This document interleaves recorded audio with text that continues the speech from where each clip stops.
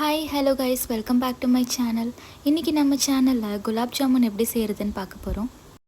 நான் இன்றைக்கி instant gulab jamun mix use பண்ணல, ரவை யூஸ் பண்ணி தான் செய்ய போகிறேன். இது ரொம்பவே சிம்பிளாக செஞ்சு முடிச்சிடலாம்.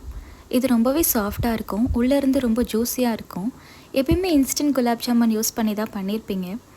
பட் இந்த டைம் கொஞ்சம் டிஃப்ரெண்ட்டாக ரவை யூஸ் பண்ணி செஞ்சு பாருங்கள், ரொம்பவே நல்லாயிருக்கும். இப்போ வாங்க இது எப்படி செய்கிறதுன்னு பார்க்கலாம். ஃபஸ்ட்டு ரவை குலாப் ஜாமுன் செய்கிறதுக்கு நம்ம மாவு ரெடி பண்ணணும். இந்த மாதிரி ஒரு பேனை ஹீட் பண்ணிவிட்டு அரை கப் அளவுக்கு ரவை சேர்த்துக்கோங்க. இப்போ இந்த ரவையை சேர்த்துட்டு கொஞ்ச நேரம் வறுத்துக்கலாம். ரவை வாசனை வர வரைக்கும் வறுத்தா மட்டும் போதும், ரொம்ப வறுக்கக்கூடாது. ரவை கலர் சேஞ்ச் ஆகக்கூடாது, சேஞ்ச் ஆனால் குலாப் ஜாமுன் கரெக்டாக வராது. ஸோ கொஞ்ச நேரம் மட்டும் வறுத்து எடுத்துக்கோங்க. இப்போ ரவையை வறுத்தாச்சு. இந்த ஸ்டேஜில் பால் ஆட் பண்ணிக்கலாம். 1.5 கப் அளவுக்கு பால் சேர்த்துக்கோங்க. பால் நல்லா திக்காக இருக்கணும். இன்க்ரீடியன்ட்ஸ்லாம் மெஷர் பண்ணுறதுக்கு சேம் கப் யூஸ் பண்ணிக்கோங்க, அப்போ தான் கரெக்டாக இருக்கும். அரை கப் ரவைக்கு 1.5 கப் பால் கரெக்டாக இருக்கும். பால் திக்காக இருந்தால் தான் குலாப் ஜாமுன் நல்லா சாஃப்டாக வரும். ஒரு போர்ஷன் ரவைக்கு 3 போர்ஷன் அளவுக்கு பால் சேர்க்கணும். ஸோ அரை கப் ரவைக்கு 1.5 கப் பால் சேர்க்கணும். ரவை வேகிற வரைக்கும் நல்லா மிக்ஸ் பண்ணிக்கோங்க.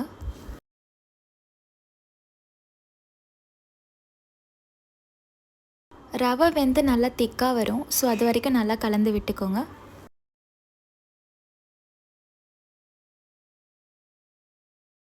இப்போ பார்த்தீங்கன்னா ரவை நல்லா வந்திருக்கு. இந்த ஸ்டேஜில் சுகர் ஆட் பண்ணிக்கலாம். 3 டேபிள் ஸ்பூன் அளவுக்கு சுகர் ஆட் பண்ணிக்கோங்க. இப்போ இந்த சுகரை சேர்த்துட்டு நல்லா மிக்ஸ் பண்ணிக்கோங்க.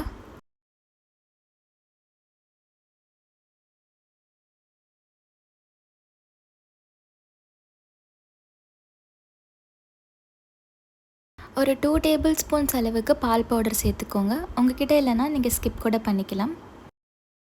பால் பவுடர் ஆப்ஷனல் இன்க்ரீடியன்ட் தான், ஸோ உங்ககிட்ட இல்லைன்னா நீங்கள் ஸ்கிப் பண்ணிக்கோங்க.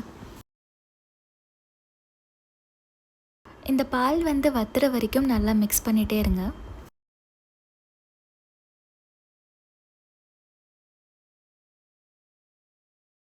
இப்போ இந்த ஸ்டேஜில் 3 டேபிள் ஸ்பூன் அளவுக்கு நெய் சேர்த்து மிக்ஸ் பண்ணணும்.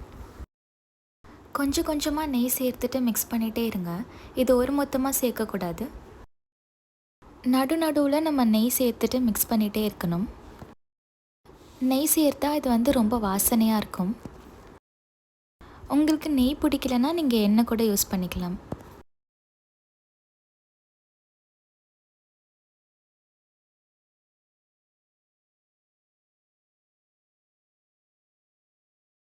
இது நல்லா ஹல்வா கன்சிஸ்டன்சியில் வரும், ஸோ அது வரைக்கும் நல்லா மிக்ஸ் பண்ணிகிட்டே இருங்க.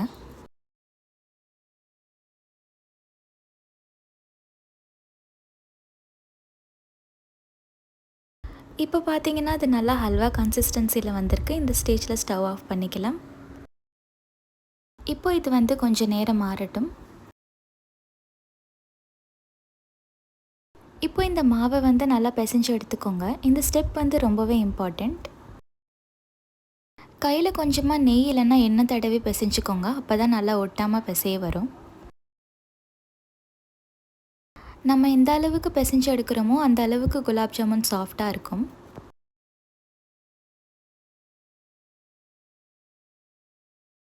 ஒரு 10லேருந்து 15 நிமிஷம் வரைக்கும் இது நல்லா பிசைஞ்சு எடுத்துக்கோங்க.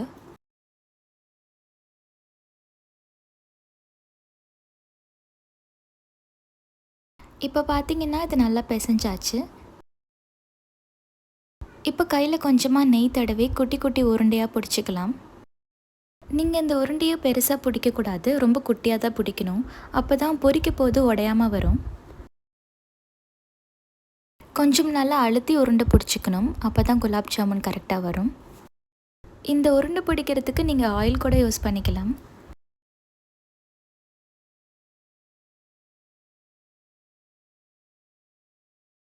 இப்போ மீதி இருக்கிற எல்லா மாவுலேயும் இந்த மாதிரி குட்டி குட்டியாக உருண்டை பிடிச்சிக்கலாம்.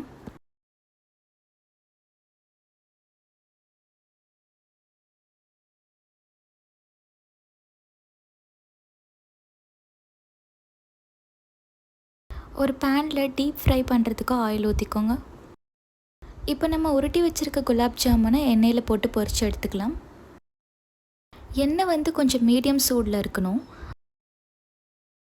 மீடியம் ஃப்ளேமில் இதை ஃப்ரை பண்ணி எடுங்க, அப்போ தான் உள்ளே வேகும். இது வந்து கோல்டன் ப்ரௌன் கலர் வர வரைக்கும் பொரிச்சு எடுத்துக்கோங்க. இப்போ இது ஓரளவுக்கு கோல்டன் ப்ரௌன் கலரில் வந்திருக்கு. இந்த ஸ்டேஜில் நம்ம வெளியே எடுத்துடலாம். இதே மாதிரி மீதி குலாப் ஜாமுனையும் பொரிச்சு எடுத்துக்கோங்க. இப்போ நெக்ஸ்ட்டு வந்து சுகர் சிரப் ரெடி பண்ணணும். இதுக்கு 2 கப் அளவுக்கு சுகர் எடுத்துக்கோங்க.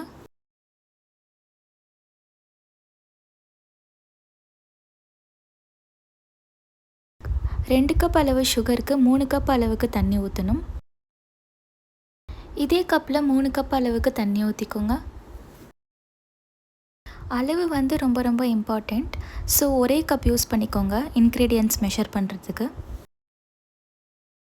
இப்போ இதை ஹை ஃப்ளேமில் ஒரு 10 நிமிஷம் வரைக்கும் கொதிக்க விட்டுருங்க. ஒரு 10 நிமிஷம் கழித்து பார்த்தீங்கன்னா இது வந்து ஸ்டிக்கியான கன்சிஸ்டன்சியில் வரும். இப்போ 10 நிமிஷம் கழித்து இதில் 3 ஏலக்காய் அடித்து சேர்த்துக்கலாம்.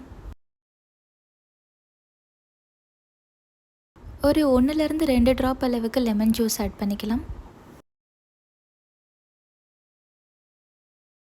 ஒரு 2 குங்குமப்பூ ஆட் பண்ணிக்கோங்க. இது ஆப்ஷனல் தான், உங்ககிட்ட இல்லைன்னா ஸ்கிப் பண்ணிக்கலாம்.